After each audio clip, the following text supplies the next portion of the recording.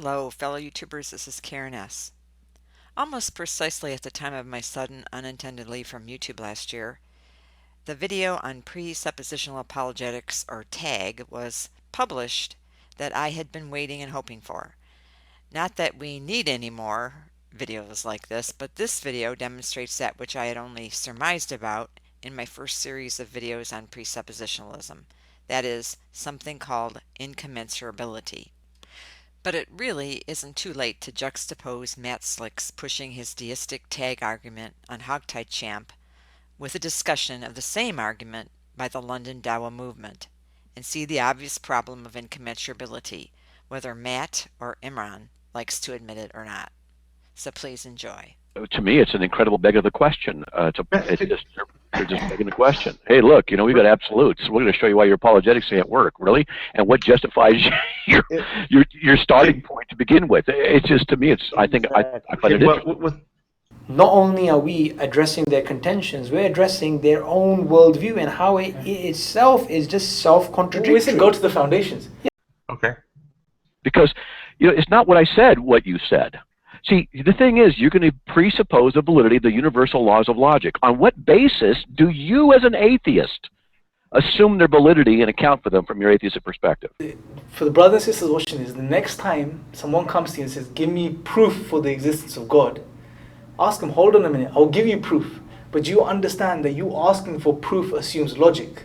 And logic is something which doesn't make sense on your world. Exactly. So you can't even, the very fact that you ask for proof and you believe you have the faculties to determine what the proof is. A lawgiver. Yeah.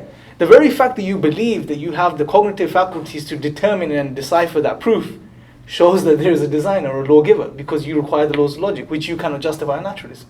In any sense, yes, you are wrong, because morally you're not giving glory to God, who justifies the laws of logic. These laws exist. They are universal, they are unchanging, and they are immaterial. And the very fact that they are so shows the necessity of the existence of a divine mind, a divine creator, a lawgiver, right? In the absence of which you cannot justify them. I said you need to justify the laws of logic, which you so readily use. And I said, and you can't do it. So ask them, well, how do you justify the laws of logic? How can you claim them to be so in the absence of God? They can't. And your atheistic worldview doesn't allow you to demonstrate any rational basis for the laws of logic, yet you use them. You can't account for them, which is exactly one of the issues. What are these laws of logic? Law of identity, law of non-contradiction, law of excluded middle. What are they?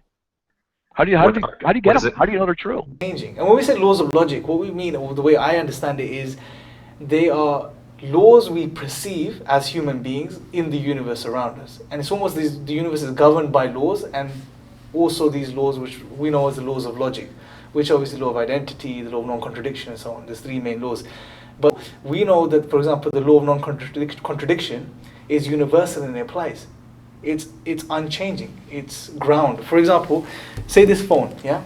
Now this phone can't be in my hand and not be in my hand at the same time in the same way. That would be a contradiction. Yeah. A cannot be A and not be A at the same time in the same way. It doesn't work, right? And we know this applies throughout the universe. It applies everywhere, right? You have to presuppose and assume the uniformity of nature in order for the inductive principle to work. How do you, out of these blind random physical processes, get absolute, unchanging, universal, immaterial laws? And they're symmetric. Yeah, and laws necessitate what? A lawgiver. It's that simple, right? From our human experience, it makes sense. You can't have universal, unchanging, absolute laws stemming from blind random physical processes. It doesn't make sense. The law, yes, you are. The laws of logic are not conventions of human minds, because they're not conventions of human minds. That would mean that they're a construct of the physical formation and synapses of the human brain. That there is no reason whatsoever to say that such a human brain can produce the transcendent laws of logic that we could determine whether or not somebody else is right or wrong about a certain logical issue. The laws of logic are not properties of the universe, because the properties can be measured. The laws of logic cannot. The place, right? But the point is that if they are unchanging, and the second point is that they're immaterial. These laws that we perceive are immaterial. I mean, can you touch the law of non-contradiction, the law itself?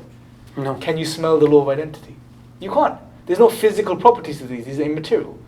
So the question I was positing, or I posit, is how can you have laws which are universal and unchanging and immaterial on a naturalistic worldview? It doesn't make sense. That, I mean, how can you have something immaterial or naturalism? It doesn't make sense. But I could tell you're the kind of person who can handle it. But your arguments don't stand. And I know some people will say, well, this is the old so cliche presuppositional arguments and so on and so forth. Fine, but deal with the argument. They lose that confidence, they lose that certainty, they lose that thing that they had. And maybe this is the reason why people like Richard Dawkins and others refuse to debate with Muslims. Yeah, who wants to do that cliche presuppositionalism? By the way, if you really want to know how most people, not just atheists, but Christians and Muslims, actually ground their reason and logic, please visit my blog, which I will link below, for the short list of properly basic beliefs. Thanks for watching, and peace out. We do, we could.